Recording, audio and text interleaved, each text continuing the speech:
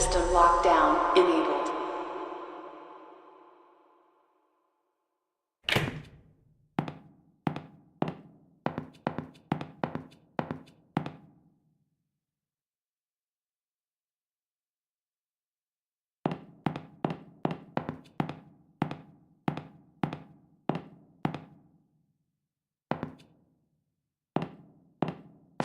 Ever since my first day working here, I've felt a little strange.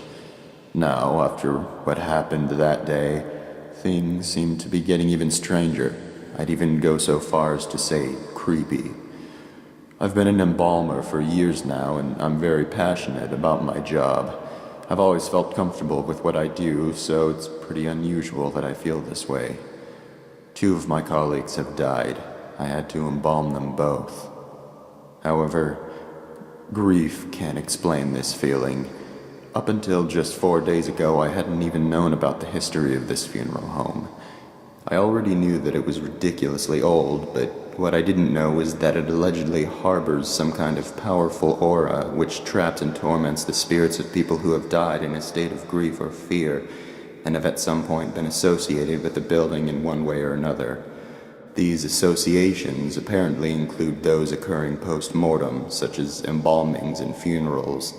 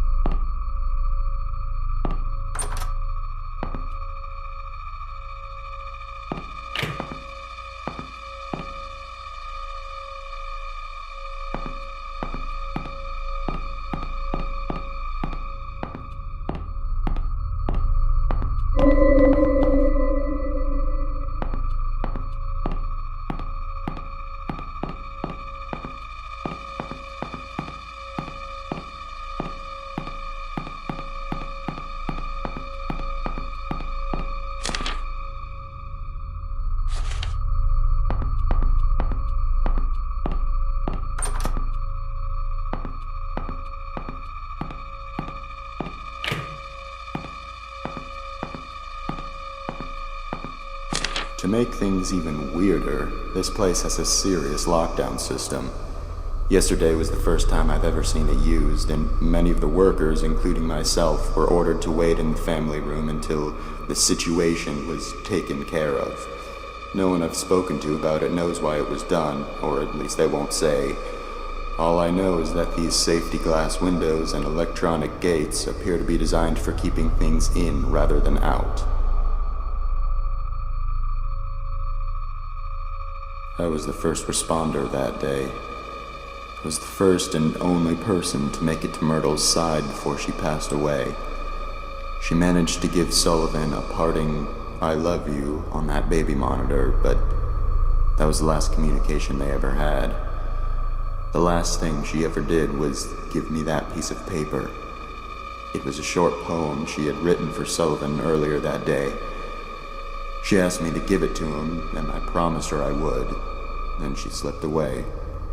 I guess Sullivan had picked up by Myrtle's weak rasping in the baby monitor that something was happening to her, because soon after she'd passed, he came running into the hall from the upstairs arrangement room. But he was too late. She was gone. That's when he broke down. I'd never seen him show so much emotion towards Myrtle before. Then, of course, the rest happened.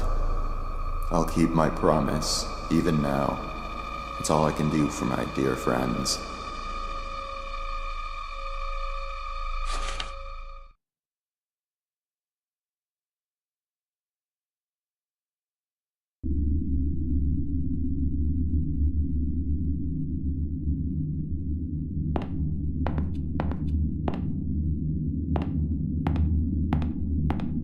To make things even...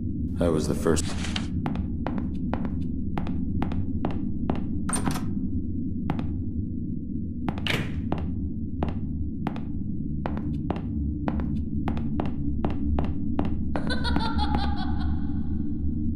They still haven't buried them. Sullivan has been lying in his coffin now for 2 days, and Myrtle for 3.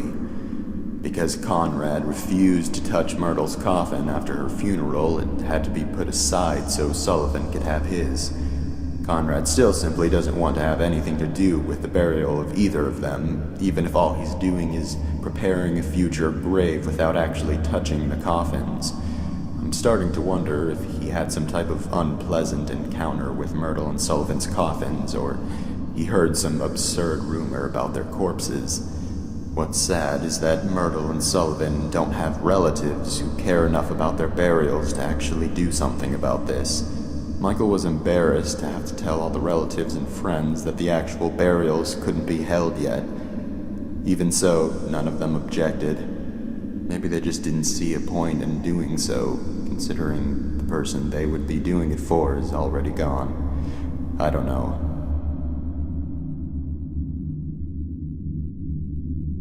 As far as feeling nervous around coffins, I do get a strange vibe now in the visitation room. The atmosphere in there is starting to feel different.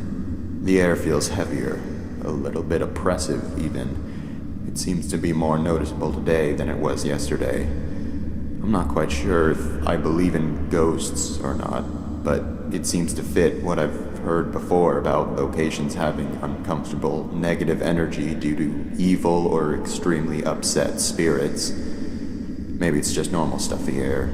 There aren't any windows in there, and it is the middle of summer.